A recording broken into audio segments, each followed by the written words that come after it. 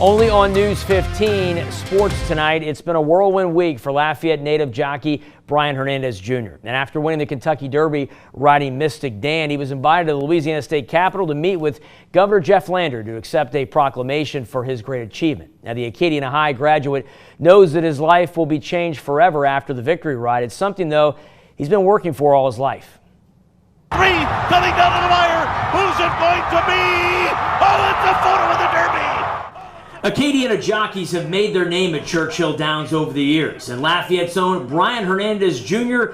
added his name to that short list of winning jockeys at the Kentucky Derby on Saturday. You know, our work ethic, we start working really hard, really young. We start getting on horses down there in the Lafayette area and Louisiana just really early on in our lives, and we just kind of grew up around them. And then from that point on, it's just, we're fortunate enough to where they have a lot of great horsemen down there in Louisiana, and we learn from really good horsemen and just kind of learn the right way, I believe. You had one move that you made to get in that front spot when you were between the rail and cracked Phantom, and you pushed through to get to that top spot and were able to hold it. That was a critical point in that race for you. You don't get through there, you may not win it. Talk about that and how tight it was in there.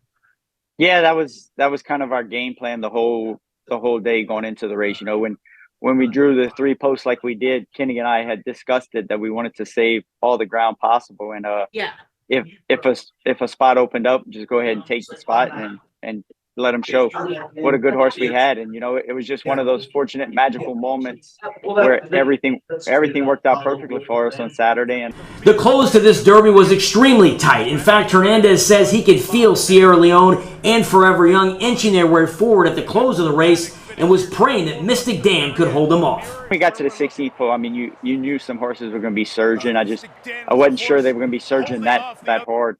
So when we hit the wire, I wasn't really certain if we had won yet or not because it was just so close. You're preparing, but you don't know what's going to happen. You ride for years and years, and you're just another jockey out there, and then you finally get to this point. You're able to seize the moment. That's got to feel good, Brian.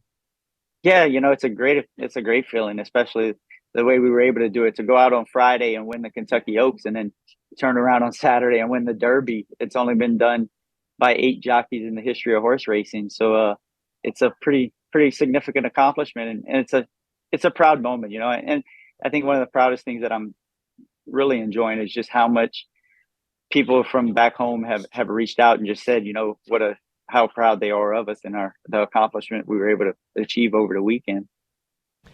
Now, Hernandez tells me no decision has been made yet on whether Mystik Dan will run in the Preakness Stakes next weekend. The decision by his owner has to be made by Monday.